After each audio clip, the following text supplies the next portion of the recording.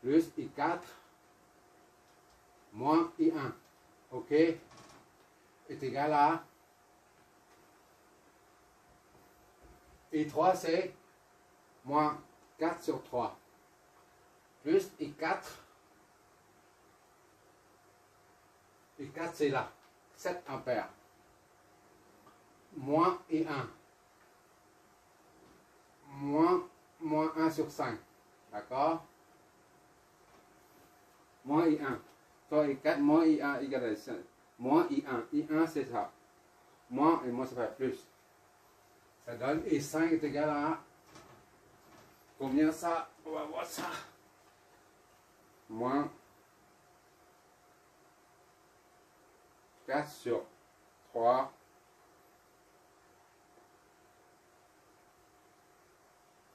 plus 7 plus 1 cinquième. I5 88 15. D'accord? 88 15.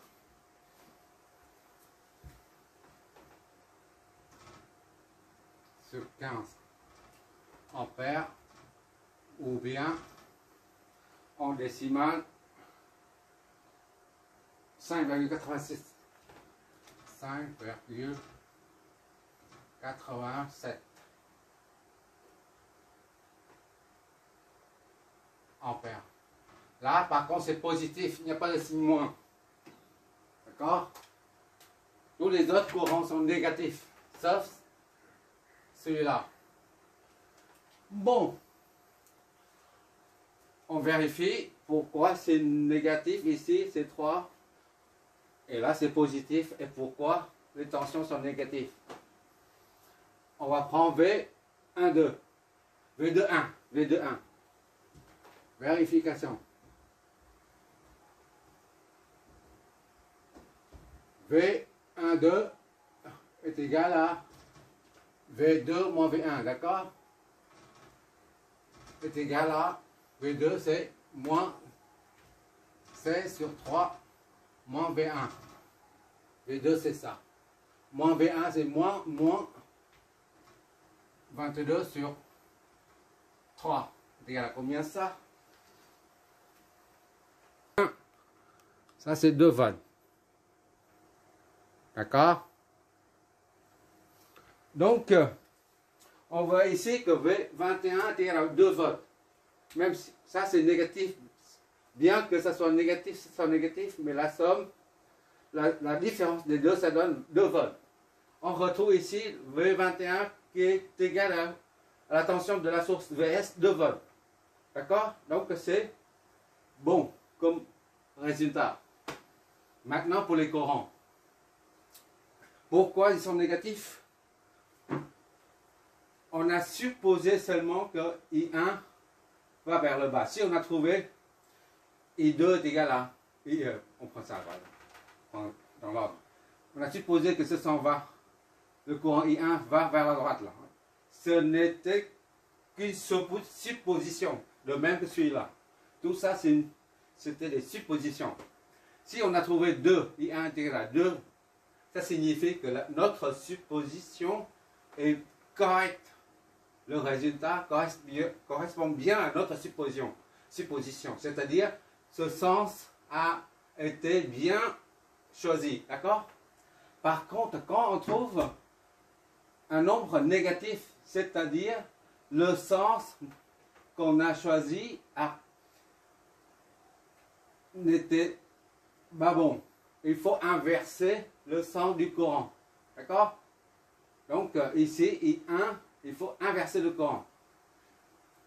I1, c'est 1,5. D'accord? Il faut inverser.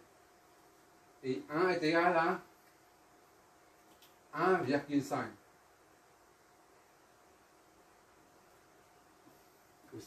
Non, c'est pas 1 sur 5, c'est-à-dire 200 mA.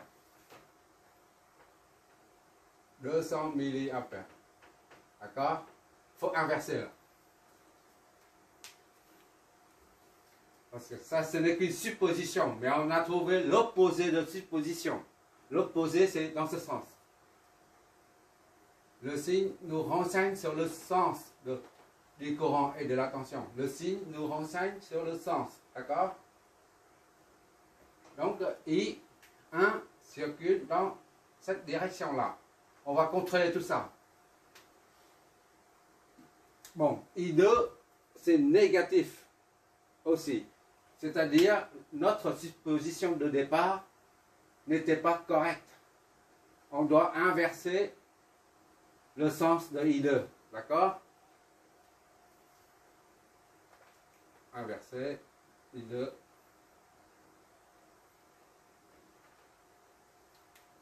I2, c'est comme ça. Ça monte.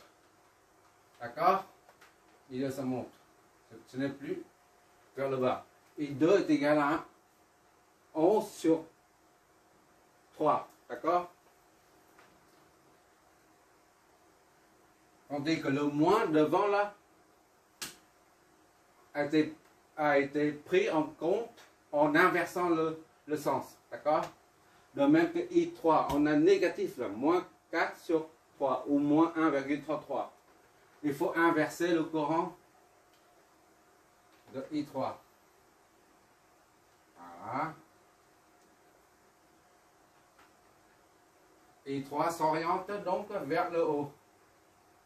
D'accord? I3 est égal à le sens, le moins permet d'inverser le sens. Maintenant, on met 4 sur 3 ampères. On va contrôler tout ça. I5, c'est positif. Donc, I5, c'est bon. C'est 88 sur 15. Ampères. D'accord? I5, notre supposition de départ est correcte. On n'a pas inversé. On inverse seulement quand on voit un signe moins. Bah, on va contrôler tout ça, ce qu'on vient de dire, pour confirmer notre raisonnement. I0 plus I2 doit plus I1. Les trois courants qui arrivent nuls doit être égal à celui qui en sort. D'accord? Égal à I5. On va mettre I0 plus I1 plus I2 est-ce que est égal à 8 I5, c'est-à-dire 88 sur 15. On va contrôler ça. I0 c'est ici, d'accord? Bon, I0 c'est combien? Maintenant on regarde dessus, on ne regarde plus ici, parce qu'on a changé l'essence. I0 c'est 2. D'accord? Plus I1 c'est, ça c'est 1/5. Ou 200, d'accord? Ampères. D'accord? Plus I1 c'est 1/5. Tout est positif. On ne met que des valeurs positives. Il n'y a pas de signe moins devant les valeurs, d'accord? Parce que, voilà, je fais un rappel. En physique, la valeur négative, c'est une valeur qui n'est pas réelle en fait. Comme la température. On dit 20 degrés, c'est par rapport à une référence de 0 relative. Si on dit 0 degrés Celsius, c'est 0 relatif. Autrement dit, le 0 absolu se trouve à 273 Kelvin. D'accord? C'est moins quelque chose. Ici, une valeur physique. C'est quelque chose de réel. Il n'y a pas de moins. On met que des valeurs positives. Tu vois bien ici 7 ampères, 2 ampères, 1 sur 5 ampères, 88 sur 15 ampères. Ici 2 volts. Il n'y a pas de moins devant. De même que 2 ohms, 4 ohms, 10 ohms. Il n'y a que des nombres positifs. D'accord? On vérifie. I0 est égal à 2 ampères. Plus I1, c'est 1 cinquième. Plus I2, il n'y a pas de nombre négatif. I2 c'est 11 sur 3. C'est ça, hein? 11 sur 3, oui, c'est ça. Qu'est-ce que ça nous donne?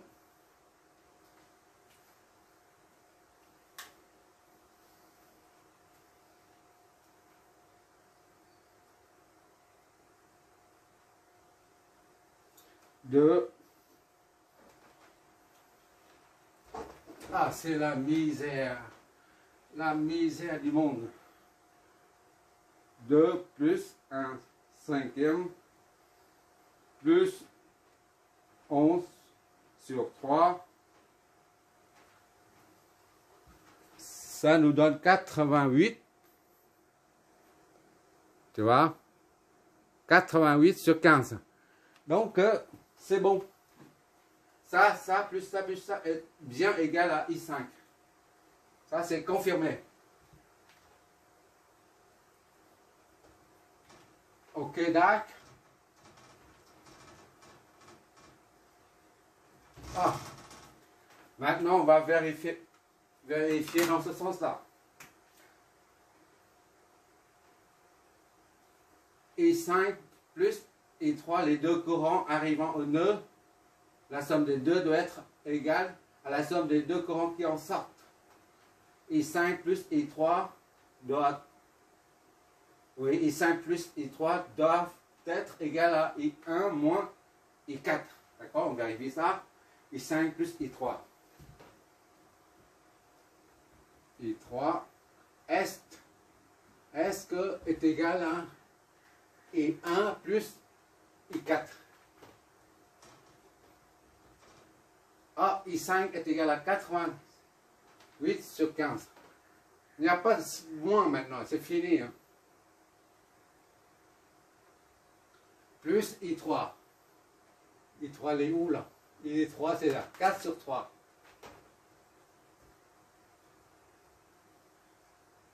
Est-ce que c'est égal? 2 points d'interrogation. 4 sur 3 est égal à I1, c'est 1 cinquième. Plus I4. I4, c'est 7. D'accord? Ça, 88 plus 20 sur 15. D'accord?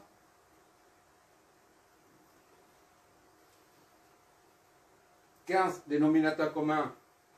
15, 3, allez.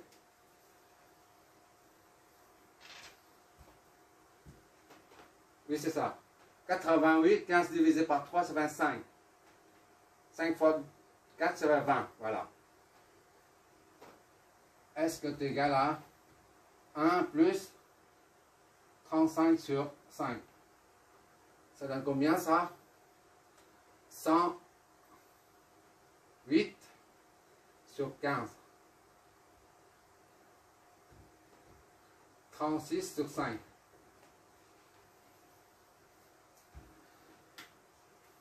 « 108 sur 15. »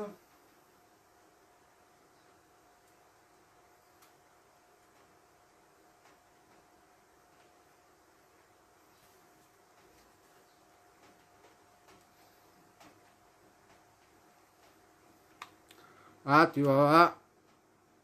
Voilà. J'ai mis. D'accord?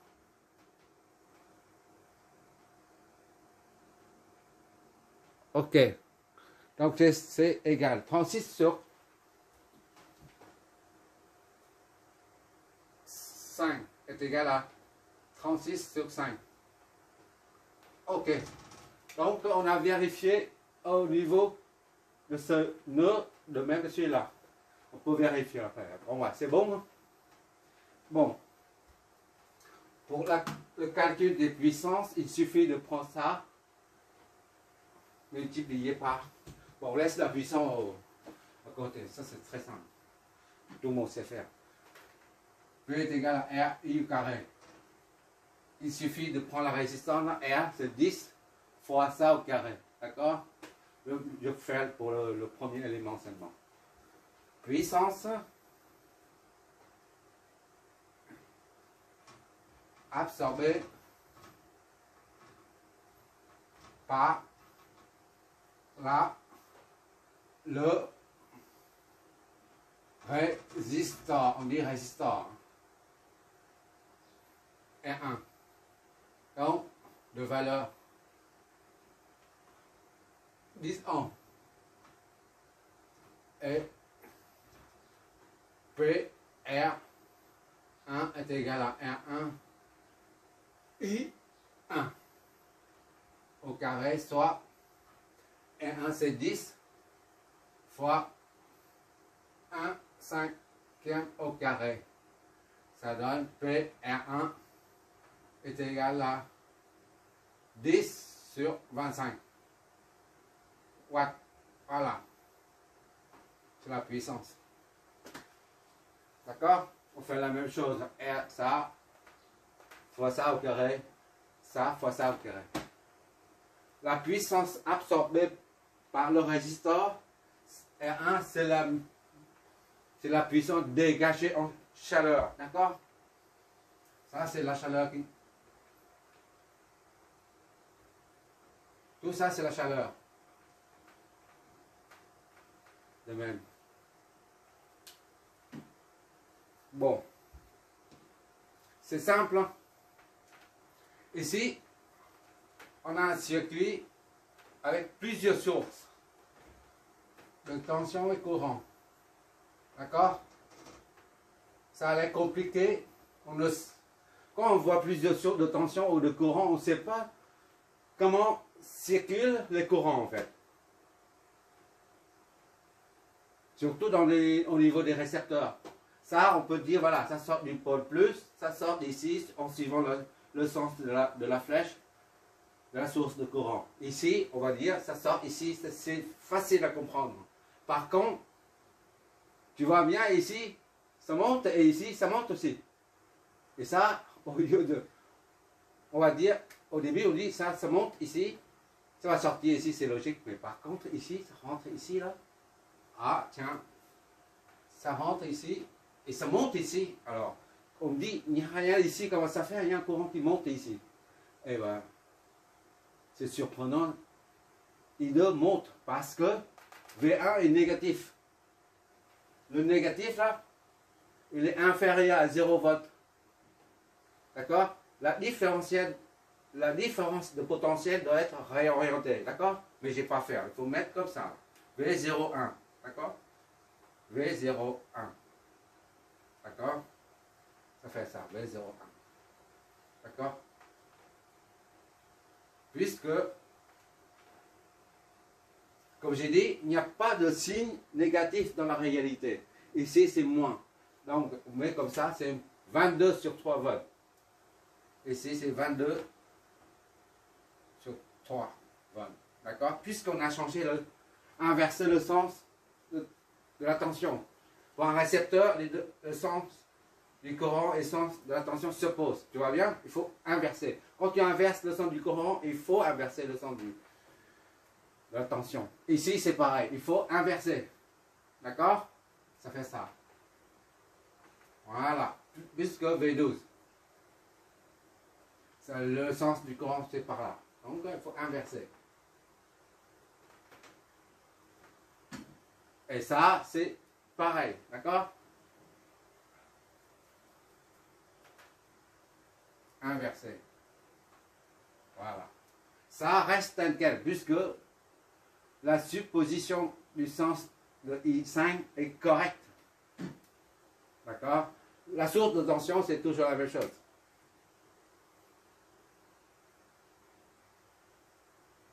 Quoi d'autre? Comme remarque. Oui, on a dit le courant IO sort de là. Et il est logique de voir le sens de I5 va vers là. Par contre, c'est une surprise, c'est tout à fait surprenant de voir les deux courants qui partent de la masse et l'autre qui vient d'en haut pour se joindre ici. On dit il n'y a pas de source de courant ni source de tension. Comment ça fait? Le courant part dans ce sens. Puisque V1, le potentiel au point 1 est inférieur à 0 volt.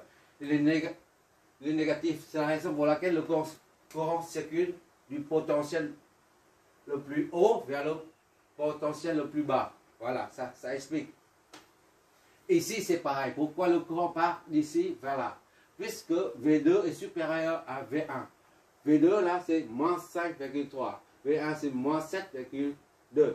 Mais comme c'est négatif, là, c'est plus grand que ça. D'accord?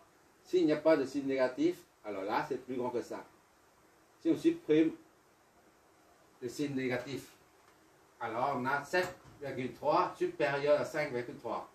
Mais si on donne un signe négatif, 7,3 devient, moins 7,3 devient inférieur à moins 5,3. D'accord? Ça, c'est l'algébrique, ça. Tout ça, c'est l'algébrique. Et quoi d'autre comme remarque? Ici, c'est pareil. Lorsque le courant I arrive ici, et il n'y a pas de source en dessous. Et pourtant, le courant circule vers le haut. Parce que le potentiel V2 est négatif, tandis que V0 est neutre. Donc, 0 est supérieur à moins 5,3. C'est la raison pour laquelle IE3 circule du point 0 jusqu'au potentiel V2. Bon, on a vu les sources de tension dépendantes. Maintenant, on vient de terminer les sources de courant indépendants. C'est pas compliqué. D'accord? Chaque fois, on voit très souvent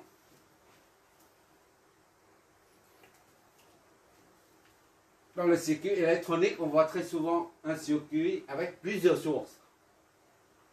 D'accord?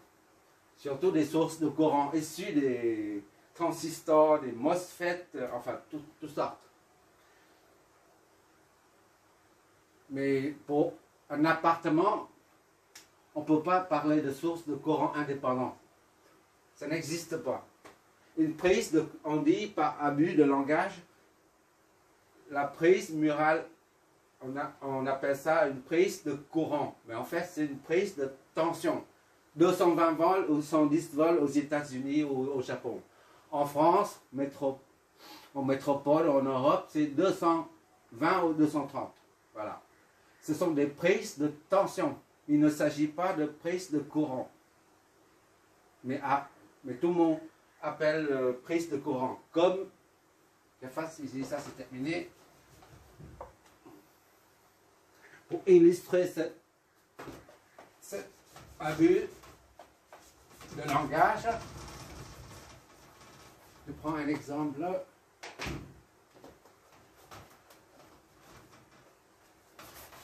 On dit très souvent prise de courant, mais en fait, prise de tension. Une maison, on a le toit comme ça. D'accord? Voilà. Ah, grosso modo. Hein. Bon, on va pas rentrer. Bref. Et là, on a une fenêtre de toit. Deuxième fenêtre de toit. Et si tu vas chez le point B, au monsieur Bricot, tu dis, je veux un Velux. Ils savent tout de suite, il s'agit de ça. Velux, c'est une marque de fenêtre de toit. Velux. Mais en fait, le mot exact, c'est la fenêtre de toit. D'accord? Mais tout le monde dit Velux. Ça ne veut rien dire. C'est une marque. Comme si tu dis Coca. Voilà. Ou Renault. C'est juste une marque. Bon, pour le mur à la maison, ça, une prise avec deux petits trous, face et neutre, et puis ici c'est la terre, la tige qui sort. Ça c'est une prise de tension. Parce qu'on dit 220 ou 230 maintenant, 230 volts. On ne dit pas prise de courant. Ça n'existe pas à la maison. Bon, c'est terminé. Je vais continuer encore 2 ou 3 et après on va attaquer les amplificateurs opérationnels. Merci d'avoir regardé.